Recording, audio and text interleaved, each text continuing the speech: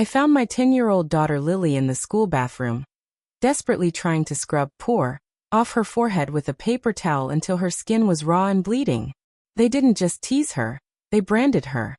All because I'm a single mother working 3 jobs who bought her clothes from Temu, so she could finally feel pretty. I watched my daughter's soul break in real time, and in that moment, the kind, hard-working nurse died. I decided that if the elite parents of this town wanted to treat my child like trash, I would burn their entire social standing to the ground. Was I wrong for spending my life savings just to humiliate a group of 5th graders and their influencer mothers? Tell me, if you saw your child bleeding because of their clothes, would you play nice, or would you do what I did and become their worst nightmare? The story of how we got to that bathroom floor starts months ago. I've lived in this upscale school district for 2 years, and it was the biggest mistake of my life. I moved here because the schools are ranked #1 in the state, and I wanted Lily to have the best education possible. But in a town where 10-year-olds carry $500 backpacks and their moms drive cars that cost more than my apartment, being average is a crime. I work 12-hour nursing shifts, then I clean offices at night, and on the weekends I do freelance transcription. I am exhausted. Every penny goes to rent and Lily's future. Lily is an angel. She's the kind of girl who saves her allowance to buy treats for the local animal shelter. She never complained about her thrift store jeans or her faded sneakers, but I could see the way she looked at the other girls. I could see the way she felt invisible. One night, while I was scrolling through my phone during a break, I saw an ad for Temu. The clothes looked incredible, exactly like the aesthetic outfits Lily showed me on Pinterest. I saw a butterfly print hoodie for $6, cargo pants for $9, and a set of hair accessories for $2. I thought, finally, I can give her a win. I spent $80, which was my entire grocery budget for the week, and waited. When the package arrived, it was like magic. Lily's eyes lit up. She tried on every piece, dancing in front of our cracked mirror. "Mom, I look like a normal girl now," she said. That sentence broke my heart. She shouldn't have to look normal to be happy, but I was just glad to see her smile. On Monday, she wore the butterfly hoodie and the cargo pants.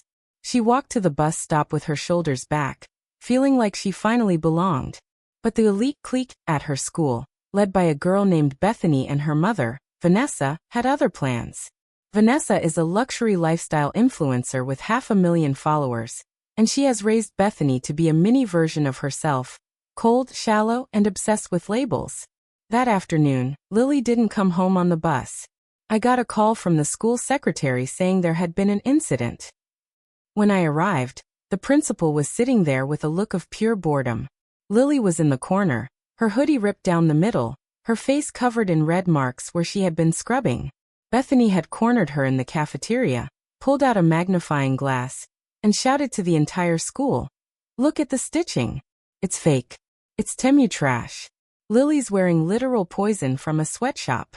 Then Bethany took a permanent marker and wrote trash across the back of Lily's hoodie while her friends filmed it for TikTok. The principal told me, "We don't encourage bullying, but perhaps Lily should wear more standard attire to fit in." I felt a cold, sharp blade of rage twist in my chest.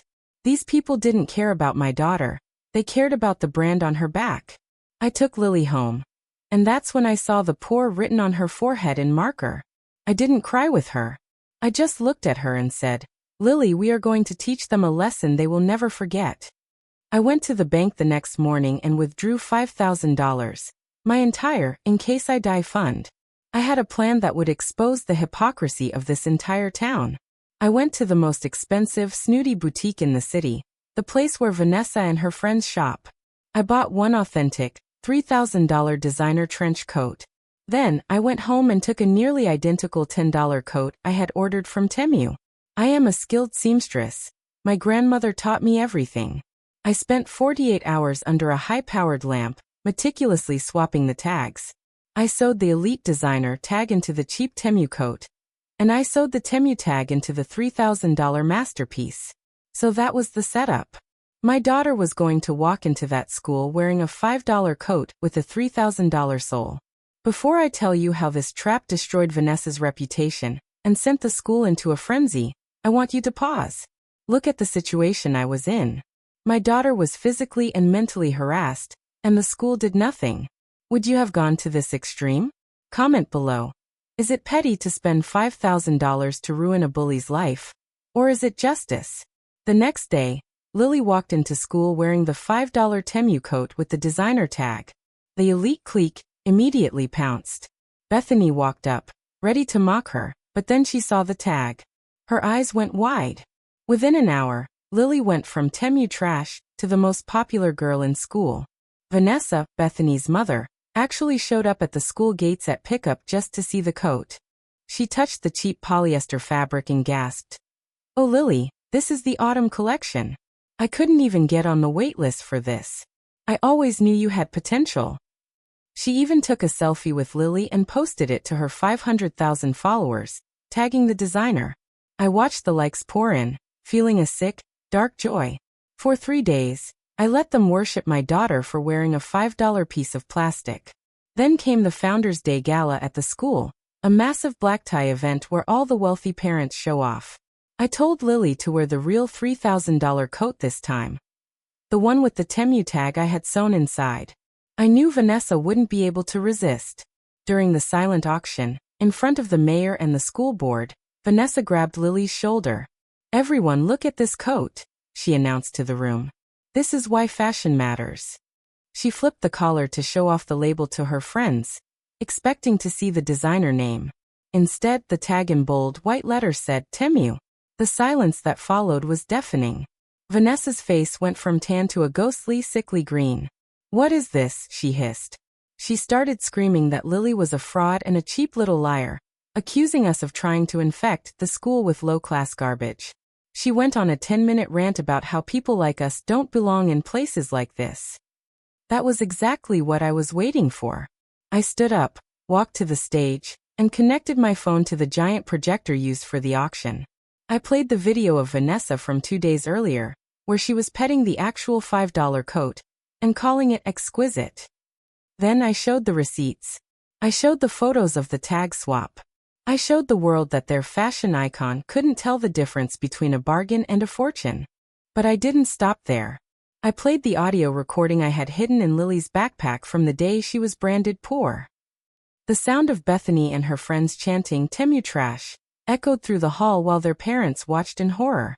I looked at the school board and said, "You didn't care when my daughter was bleeding in your bathroom, but you care now because your favorite donor looks like a fool. My daughter is leaving this school, but she's leaving with her dignity. You, on the other hand, are left with nothing but empty labels." Vanessa's social media sponsors dropped her by the next morning. The school faced a massive investigation into their bullying protocols, and the principal was forced to resign. Lily and I moved to a different district, a place where kids are just kids.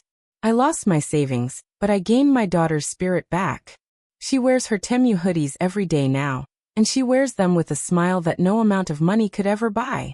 If you think I did the right thing by taking down those shallow bullies and their parents, hit that like button. It wasn't just about clothes. It was about taking a stand for every kid who has ever been made to feel less than. Subscribe for more stories where we refuse to stay silent. Tell me in the comments, was the tag swap the ultimate revenge, or did I go too far? I'll see you all in the next story.